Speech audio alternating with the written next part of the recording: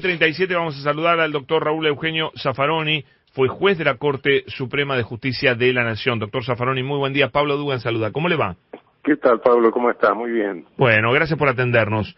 No, por favor. Están empezando a salir a la luz una gran cantidad de contactos de personas de magistrados de distinto nivel, del presidente de la Corte Suprema, del presidente de la Cámara de Casación y demás, con el poder político, coincidentemente, muchas de esas reuniones y llamados con fallos de extremo contenido político. ¿Cómo ve usted esto? Bueno, está saliendo a luz lo que sospechábamos, lo que era bastante evidente.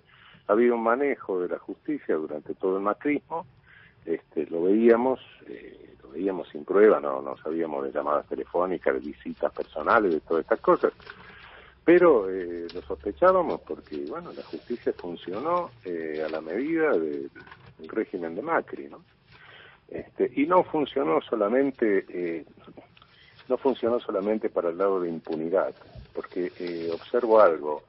En general, las irregularidades que se habían visto a lo largo de nuestra historia antes, por lo menos de la historia desde los gobiernos constitucionales, desde que terminó la última dictadura militar, o cívico-militar, habían sido de impunidad, pero nunca para meter presa gente, ¿no? Ahora en este régimen macrista se adoptó con el lawfare esa modalidad, ¿no? Sí, la verdad que es una barbaridad. No quito que la otra sea grave, pero esto es mucho más grave. Sí. Y, doctor Zaffaroni, ¿y qué tiene que pasar con estos jueces que se descubre su cercanía, su relación, casi yo diría promiscua con el poder político? ¿Cómo quedan para seguir fallando y tomando decisiones que afectan la vida, el honor, los bienes de las personas, la libertad? Yo creo que en algunos casos hay prevaricatos, en otros casos es difícil probar el prevaricato porque, puede haber habido arbitrariedades conforme a media biblioteca que dice una cosa y media biblioteca que dice otra. Para la gente que no conoce, prevaricato es fallar no de acuerdo a la ley. Fallar, ¿no? contra la ley expresa citada por las partes o por él mismo, o fallar contra lo que está obviamente probado, ¿no? Claro. Puede ser falsear la prueba directamente, ¿no? O, más que falsear la prueba, más que falsear la interpretación de la prueba, rechazar pruebas con el objeto de probar una cosa que no está probada, ¿no? Uh-huh. Sustancialmente eso sería el prevaricato, que es un delito propio de los jueces exclusivamente. Ahora, pero ¿cómo uno tiene confianza en esos magistrados que toman decisiones tan importantes sobre, un miembro de la Corte Suprema, sobre cuestiones importantísimas para el país, cuando ha tenido semejante relación promiscua con el gobierno anterior? Yo no entiendo cómo podemos confiar en un juez así. No se puede confiar, directamente no se puede confiar. Creo que hay que tomar algunas medidas, a mi juicio, que deben ser algunas medidas de carácter urgente.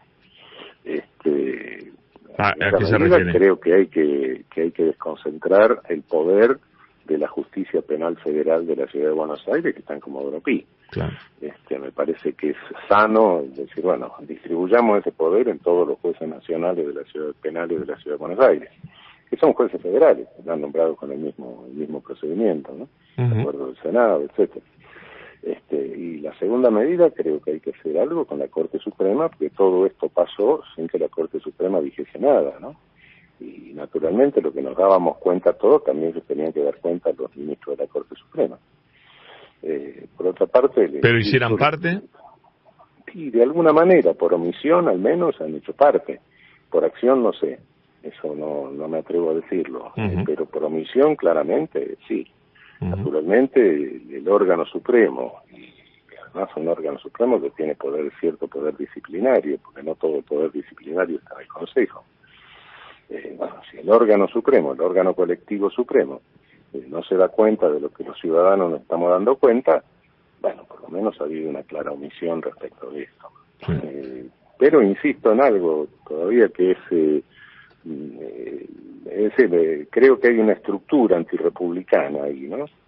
Es decir, nosotros tenemos toda la institucionalidad del país dependiendo de 3 personas. Y eso me parece que republicanamente es inadmisible, ¿no? 3 personas por la mayoría de la Corte, ¿no? Son 5 los ministros de la Corte, pero 3 hacen mayoría. De modo claro, que total. 3 personas, Ahora, doctor Zaffaroni, todos hemos caminado y recorrido un proceso que empezó con ver cómo ciertas personas eran víctimas del lawfare, a otros les tocó ser víctimas, lamentablemente, de todo eso, y la pasaron muy mal. Se ha perseguido jueces, juez molesto se lo ha sacado. Pero digo, ahí se alzaron las voces para decir, puede haber lawfare, mucha gente al principio era escéptica, no entendía, y hoy ya tenemos pruebas contundentes de la existencia del lawfare. El camino siguiente no pasa a ser tipificar esto como han propuesto algunos en el ámbito del Parlasur, que llegue una tipificación, o a usted no está de acuerdo con tipificar esto del lawfare para, bueno, generar anticuerpos para combatirlo. Pero el lawfare está tipificado.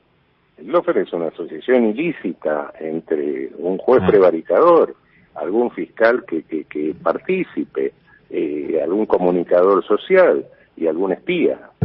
Bueno, eso es una asociación ilícita. Y bueno, ese es el camino. Está buenísimo que usted lo diga, porque, bueno, usted es uno de los grandes expertos que tiene el país en derecho penal. No hay necesidad de crear una figura, un tipo penal nuevo. Es la asociación ilícita el camino. No, por supuesto. Perfecto. Bueno, asociación ilícita, en realidad es un delito cometido por varias personas, de las cuales el autor es el juez, pero los otros son partícipes. No necesito que esté la asociación ilícita para cometerlo en forma indefinida. Aunque sea uno, y ya está tipificado. Y eso, bueno, no es necesario. Aún hay está calificada la figura de prevaricato en el caso en que se lo haga para privar de libertad a una persona, ¿no? Para condenarla. Pero acá está quedando siempre como, bueno, es un juez que se equivocó, por ejemplo, por usar el tema de Lula. Bueno, la Corte Suprema después dice que todo lo que hizo el juez está mal, porque no era competente, porque, bueno, hubo, póngale, prevaricato, qué sé yo, y ahí quedó. No, ahí hay que iniciar una causa judicial para demostrar que eso no fue casualidad, ni fue un error, ¿no? Sí, pero antes hay que hacer algo, porque ¿quién va a hacer esa causa judicial y quién va a tramitar esa causa judicial? Entonces hay una reforma que tiene que ser un poco estructural en la justicia, ¿no? ¿Qué garantía tengo de que esa causa judicial va a ir adelante cuando la cabeza del Poder Judicial, que en definitiva va a ser la que va a controlar la causa judicial, la constitucionalidad, etcétera, esa cabeza es responsable por lo menos por omisión de lo que se hizo antes? Claro, es muy difícil. Está clarísimo. Sí. Sí, la ley está.